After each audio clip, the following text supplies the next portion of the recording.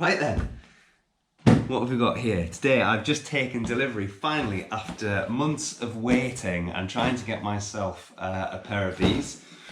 Let's see what it is.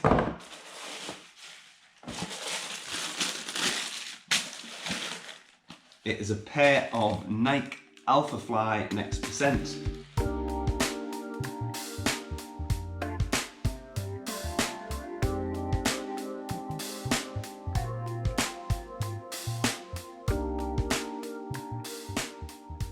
Now they are really cool to look at.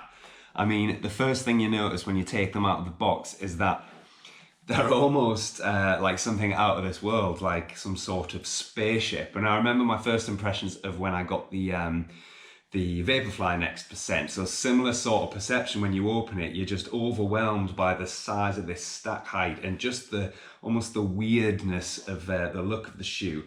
But these are just something else. The combination of the wide stack height around the heel with the new Zoom pods or the Air pods at the forefoot here, it just looks a little bit crazy. But I like crazy, so that's cool. Now, I've been trying to get my hands on these for quite some time now. There's been a little bit of annoyance around the way that Nike have dealt with their stock drops. So a couple of months ago, there was a bit of an exclusive drop where if you were a member of the Nike Run Club, you got access to these shoes before anybody else. And then there were one or two intermittent drops that just seemed to appear out of nowhere. And there was a lot of chat and again, annoyance on social media. So on Instagram, for example, at Jamie's Running, if you don't already follow me, there was a lot of conversation around how people were getting really frustrated with the way that the whole drop was being dealt with. So what we found was that resellers were just wiping out all of the stock almost as soon as they became available, and then people were having to buy them on the reselling websites at an inflated price. Now, I managed to get a hold of a size UK 14 on the Nike app a couple of months ago. Unfortunately, when they arrived, they were far too big. I usually run in a UK 13, but I thought, oh, if I wore a thicker pair of socks, perhaps. I took the chance and bought them, and they were far too big, so I ended up having to send them back. And unfortunately, I did then have to buy these on a reselling website and ended up paying somewhere in the region of £120 more than retail price, which is just not ideal, but I was really keen to get my hands on them and to give them a go. So that aside, let's just jump straight into the first impressions then. So the first thing you notice is actually, I think they might be slightly heavier than the Vaporfly. So I've got a pair of Vaporfly Next % here just to compare. I'm not going to go into all of the details of the materials, the weight, the construction, the upper, the midsole, the lower, everything. I'm just going to do what I normally do and talk about how they look, how they feel during the first fitting, how they feel during the first run, and that sort of thing. So yeah, I do think there is a slight noticeable difference. There's not much in it. So the first thing you notice is the upper and the material. So compared to the vapor weave material of the Vaporfly, it's pretty translucent in the sense that you can see through it, and it's similar on the Alphafly. So you can sort of see through it, but I don't know if you can see on the camera there.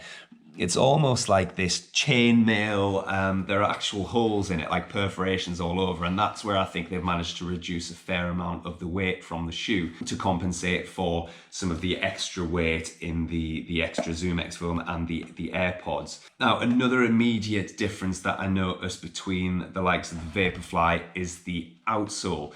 So it's a bit of a thicker outsole. You've got a bit more grip on there, and so I'm hoping that perhaps this shoe will last a little bit longer. The rubber won't wear down as quickly as the Vaporfly. So my pink pair of Vaporfly, for example, I think I've done less than 300 kilometers in them, and unfortunately they're pretty much torn all the way through to the carbon fiber plate, which is quite frustrating.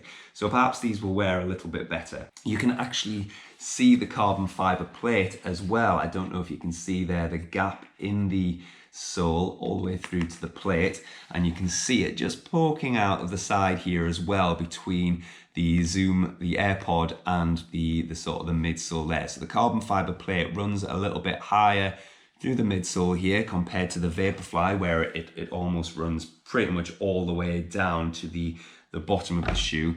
It's slightly higher up in this shoe, and it's also slightly wider. And on that point is the width of the front of the shoe. This is really quite wide, and you can see if you take a top view there, this bit sort of sticks right out. And so I wonder how that feels when it's on. It actually looks as though the middle of the foot here, around about the position of where the arch of your foot is actually really thin. And so I'll be interested to see how that feels, given that I've got fairly wide and flat feet. The colour I think is great. I always loved the Valerian blue colourway on the Vaporfly Next Percent, and this is in the same sort of look and feel as that. So yeah, really awesome colourway. Again, it's got that sort of alien look and feel to it, which I really like. So now onto the laces. So fairly traditional lacing system. There's no double eyelet at the top, which means you won't be able to do anything like the runner's knot. And so I'm just hoping that you can rely on getting a fairly secure fit by pulling the laces quite tightly. It's a sock-like fit, and so you don't have the separated tongue like you do on the Vaporfly or on many other running shoes. So I'm interested to see how that feels on the top of the foot. So if you pull this really tight, is the tongue going to fold over on itself and put a little bit of pressure on the top of the foot, and whether that might feel uncomfortable, we'll see. The laces themselves, nothing overly special about them. They almost look a bit woolly in a sense of they've got like a bit of a bobble, a bit of a ruggedness to them. Now you've got pretty much exposed Zoom X material all the way through the heel area of the shoe. Thankfully I land on my midfoot and then toe off, and so I hopefully won't see too much wear around the rear of the shoe here. Although you do have a bit of rubber either side of the heel, all of this area is exposed. Now inside around about the heel, you've got a very similar heel counter sort of support there as you do in the Vaporfly. It's slightly smaller, so if you compare side by side, you may be able to see that the Vaporfly wraps around a little bit further than the Alphafly does. Maybe that's to save a little bit of weight, I'm not sure, but we'll see how that kind of grips around the Achilles and around the rear of the foot, and see how that holds the foot in place. Without being able to do something like the runner's knot to secure my ankle in place, I'm hoping that that heel counter helps to avoid slippage up and down. You've got a pull tab on the tongue, pull tab on the rear, so it should be fairly simple to get on using those. So now I think what I'm going to do is to give them a try on, see how they feel. Oh, so actually they feel a bit tougher to get on than I thought. Getting your foot in, it's quite narrow to get your foot through there, and there's not much give in this upper material at all. So yeah, a bit tighter to get on than I expected. The fit is a lot larger than the Vaporfly as well. I've got a little bit more room. I know I'm sitting down, so my feet will spread out a little bit when I stand up, but there's a bit more room in the toe box there. I've opted for the same size as the Vaporfly, and so I expected a similar fit, but there's definitely a bit more room there.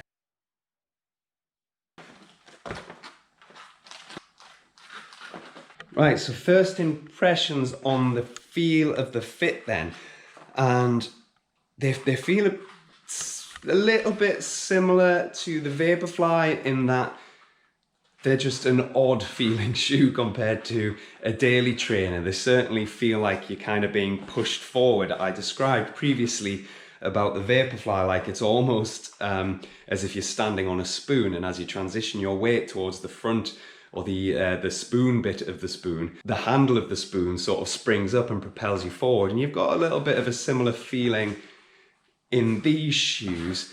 The tightness around the middle of the foot, where that where the arch is, where I said earlier on that felt like it might be quite thin, that is, and it almost feels a little bit uncomfortable just walking. Now, walking on my tiptoes or around the midfoot where I would land during a run, my strike zone, that kind of feels okay. But if I were to be a heel striker, landing on the back of my foot and that roll and transition towards the front of my foot, that would certainly be uncomfortable because of that thin mid area of the shoe. You can feel that extra cushioning that you get from those AirPods around the front of the foot. So it doesn't feel quite as harsh as some of the other carbon fiber plated shoes when you land. I could see that these would be good for the longer distance races, so perhaps a 10 miler or a half marathon or a full marathon, where you're not sort of getting that harshness underfoot that might beat you down in something like, I don't know, the Vaporfly Next% or the Hoka One One Carbon X, something where you're landing almost straight onto the plate. With landing on the AirPods on here, you're going to absorb that shock, that impact each step, and hopefully you'll get a little bit of extra propulsion from the air as well. Okay, so here's what I mean about the tightness around the middle of the foot. You can see there around the arch, it comes in really thin, and my foot is overhanging there slightly, and I've got quite wide feet, and then it opens right out for the toe box. Now I like about a thumbnail's width at the front, which I've got there, albeit there's a bit of excess material around to the right of my big toe. So lots of space to move around, but I might worry about my foot sliding back and forwards a little bit too much. Having said that, the security of the fit around the ankle, I'm trying to push my foot forwards there, and I'm not really getting much slippage, so hopefully it's not going to cause too much of a problem. The width of the toe box is fine for my wide feet. It's really just that bit of excess material there around the smaller toes. I just give them a little bounce. You can definitely feel the cushioning of those AirPods, and so I think that's going to feel great on a run. Quite looking forward to comparing them to the Vaporfly, which I've used for probably about 10 or 11 months now for really fast runs and races. So all of my PBs have been broken by between 4 and 5%, which is great, in line with the whole naming convention of the Next%. I think my 5K, 10K and half marathon PBs were all beaten by 4.6, 4.7%, something like that. I wonder what I can do in these. I'd love to give a half marathon time trial a go, just to see if they perform even better than the Vaporfly Next% over that longer, faster run. In terms of security of fit as well, I think I've tied my left shoe slightly tighter than my right, and so along the top of the foot I can kind of feel the laces. It doesn't feel uncomfortable. The tongue thing that I mentioned earlier about it being made from a single piece of material, you can't really feel that that's folded over and that it's causing any problems at all, so I think that should be okay on the run. So I think all that's left for me to do really is to lay them out with some kit and get them out for a run and see how they go. I'll see you soon.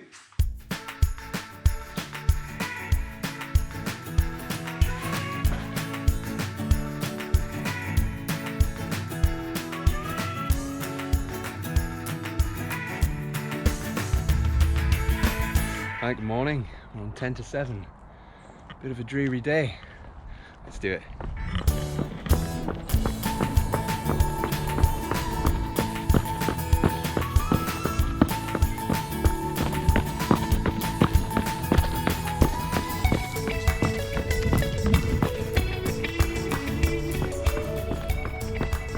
Right, so coming up to 1 kilometre then, and the first thing you notice with the shoe is just how bouncy they are.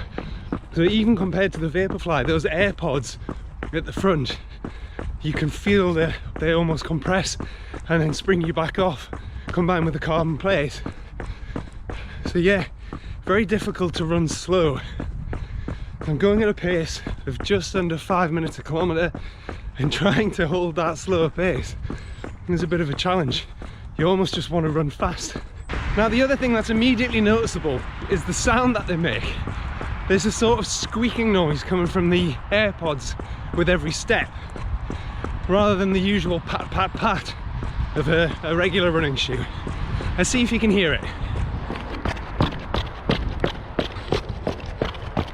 And the size of the shoes is very apparent as well. You can feel that they're a lot more chunky than most regular shoes, and even more so than the Vaporfly Next%.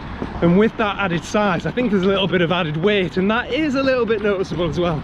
But thankfully the combination of the carbon fibre plate and the AirPods is helping you to shift that extra weight, and so you're not necessarily feeling the added burden of having to move the extra few grams. I've got a bit of an incline coming up. Let's give it a little push and see how they do up here.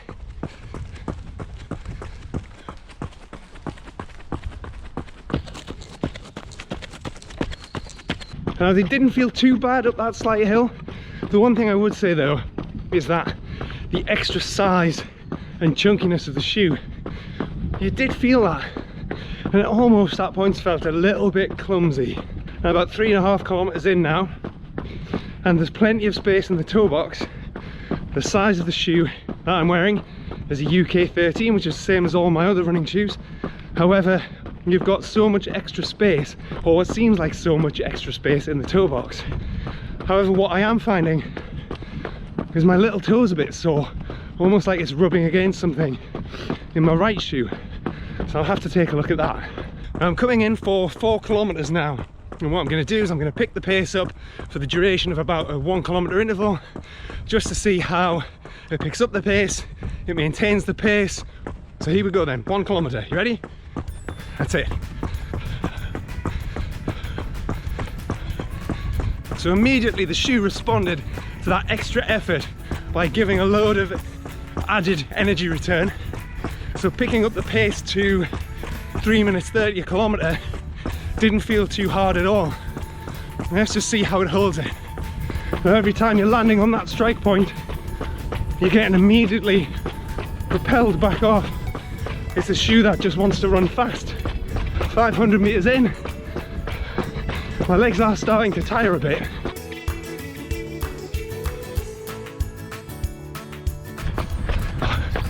And that is 1 kilometer of effort. So then, it picked up the pace great, really great. The energy return felt fantastic. But what I did find was towards the end of the interval that my legs are starting to tire. Now it is early in the morning, I haven't had any breakfast, I've just woken up, so maybe I'm just a bit tired. It did feel a little bit laboured picking up the shoe, putting it back down with each step. Now in this easy interval, so the float interval, what I found is, because of the extra cushioning with each landing, my legs and feet seem to have recovered really quickly from that harder effort. And actually at this easy pace, it feels effortless. Now, I've just swallowed a fly. Great. So I'm coming into 6k now. I'm going to push for another kilometer, see how we go. Now that was another interval in a time of 3 minutes and 35. So that's sort of my 10k race pace. And actually, on that one, it has to be said that running without trying to talk into a GoPro or hold it out right like this felt a lot easier than the first interval. I was able to fold the GoPro up and hold it and just maintain proper form, upright, breathe properly, pump my arms properly, and actually the interval felt a lot easier than the first one, which is good. So I've just taken on quite a tight corner, and actually the shoe felt a little bit unsteady and uneasy, so I sort of leant in around my midfoot, just where the AirPod is, and the top of the shoe seemed to move away from the sole of the shoe, and so it felt a bit unstable. So I think a really twisty course, and you might find it's a bit uncomfortable on those turns. You might end up rolling your ankle or something. And there we have it.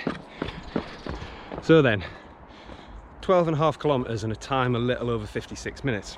So what we've done then is we've done a 4k warm-up, some twists and turns, a little incline, a little decline, and 4 intervals in total, 4 1 kilometer intervals at a roundabout race pace, just to test how the shoe picks up the pace, holds the pace, how it deals with the curves and the bends and all that sort of stuff. So in summary, a really great shoe to run in, and the only way you'll really know what it actually feels like to run in the Alphafly is to try it for yourself. That is, if it wasn't so difficult to get a hold of. A few key points. So the harsh arch that I think I described in the intro, from when you're walking, transitioning from your heel through to your forefoot, you don't feel that during the run, or certainly I don't, because I'm a mid to forefoot striker, so I'm landing ahead of that. My strike zone's ahead of that arch, and so I'm not really getting it poking me in the bottom of the foot. The shoe picked up the pace really well. It actually held it really well as well. The first interval, I think my problem was that I was trying to talk into this camera whilst also holding it out front, and so I wasn't maintaining proper form, and so I felt a bit lethargic towards the end of the interval. But yeah, in those later intervals, felt fine. The shoe wasn't all that stable on the twists and turns, so tight bend and the upper felt like it was sliding away from the outsole. I think because of that AirPod, it almost flexed to the side and it felt a little bit of instability. And so of course with lots of twists and turns, you might end up rolling your ankle or something like that. The chunkiness and extra weight of the shoe over some of the other carbon fiber plated shoes was a bit noticeable. And so what I think I would do is I would retain something like the Vaporfly Next % for races or fast runs of anything up to 10 kilometers. I think where these would really come into their own with the added cushioning you're getting from the AirPods would be in those longer races, so half marathon distance, that sort of thing. So yeah, overall then, a really cool shoe to run in and a great experience. Thank you for watching. Like, comment, subscribe, all that sort of good stuff. Tap the notification bell wherever that may be on the screen to make sure you get notified of future videos, and I will see you on the next one. Yo!